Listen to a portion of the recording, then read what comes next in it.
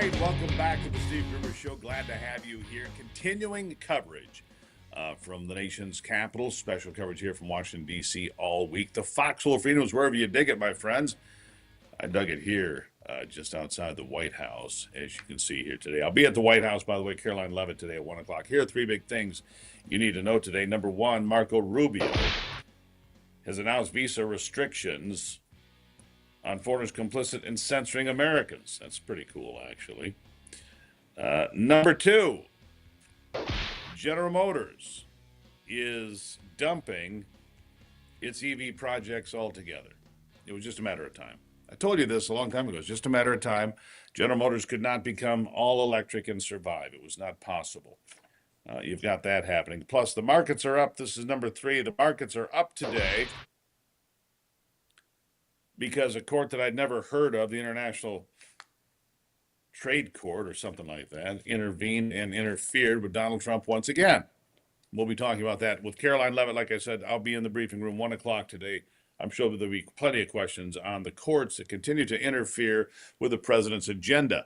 They're appealing it, but is that really the only solution they have? Can Congress help them in some way? Can they move past this? Can they give the president the help he needs? You see, because you're never going to get tariffs done if Congress has to do it. It would never get done. If tariffs had to be imposed or reduced or anything else, it would never happen, obviously, because it never did. So the president's hands are tied once again. Let's stick with the economy today. If you missed it, J.D. Vance was at a crypto conference yesterday, cryptocurrency. And I was telling you about blockchains here today earlier. I'll tell you more about that coming up. But J.D. Vance at the crypto conference says Bitcoin is hated by the Chinese Communist Party. He says there's a reason for that. Listen.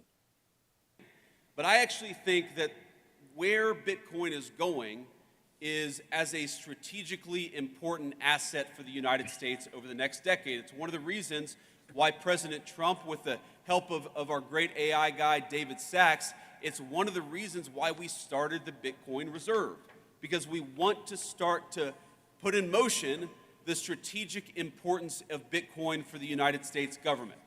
We know that the PRC doesn't like Bitcoin. The People's Republic of China doesn't like Bitcoin. Well, we should be asking ourselves, why is that? Why is our biggest adversary such an opponent of Bitcoin? And if the Communist Republic of China is leaning away from Bitcoin, then maybe the United States ought to be leaning into Bitcoin, and that's one of the things that we're going to be doing. Yeah, I kind of like that logic. I got to be honest with you. If China hates it, if the CCP hates it, maybe we should take a closer look at it. Maybe we should be liking it a lot more. That makes a lot of sense to me. When you look at the economy as a whole right now, first of all, the markets are up some this morning because a court has struck down almost all of Donald Trump's tariffs. Remarkable. No power to be the president. No leverage, no anything. Other countries can impose massive tariffs on the United States, and unless our Congress would agree to increase tariffs on those countries, nothing for the president to do here.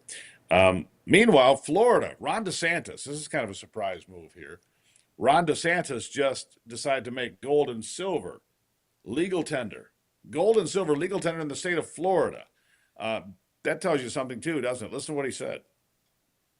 So the bill I'm going to sign today is legislation that is going to allow Florida to recognize gold and silver as legal tender in our state. And we have the ability to do that under the federal Constitution.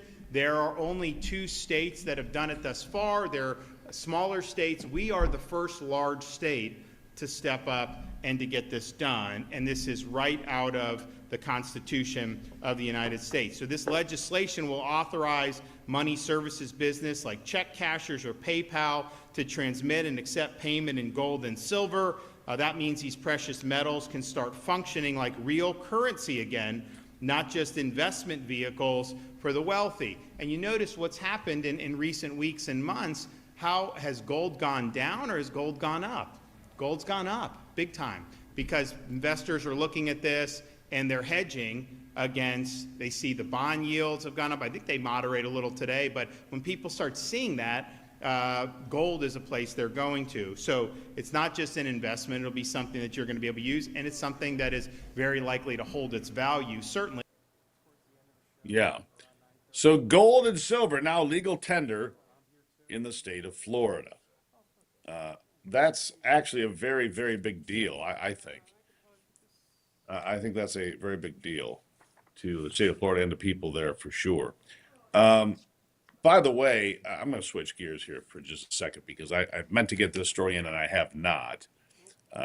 Those are all important stories, but this might be more important. And we've got this. Where is this sound that I have? I think I've got it here. Quite sure of it. That I want to go to bite number 9 here, Anthony. Here's why. I almost forgot this. Right. Very important. The DNC Vice Chair David Hogg gets caught on camera admitting that Joe Biden did not run his White House. All right? Did not run his White House. In fact, he says it was Jill Biden's chief of staff, Anthony Bernal, that had the most influence of anyone inside the White House at that time. Listen to this. One question for me is like, how corrupt is the DNC if so many people knew, or few people knew about Biden, well, the president of the United States? I mean, I think the fact of the matter is the DNC is always going to be like a campaign arm of the president, ultimately. The bigger issue was like the inner circle that was around Biden. That's it. And I can't stress to you enough. Like Joe Biden's chief of staff, like had an enormous amount of power. Joe Biden? Joe Biden's chief of staff. That was like an open secret at the level. Like, I would avoid him. Like, he was scary. What was his name? Anthony Bernal. All right. I've never seen him. Exactly. Anthony Bernal. There you have that. And so I want to couple that with this other story from the watchdog group Power the Future. It's an energy group. It's a watchdog group that keeps an eye on Congress. They're pro-energy, and they're calling for an investigation into Joe Biden's auto pen signature on a number of executive orders and actions that they say he had no knowledge of. They say he had no knowledge of these things. And so people like Anthony Bernal, Jill Biden, Susan Rice, who knows, Anthony Blinken, whoever was around the president, they had somebody authorizing that auto pen. It was not Joe Biden. And that's the claim here. And so then we get into this position of what next? How do you go backwards?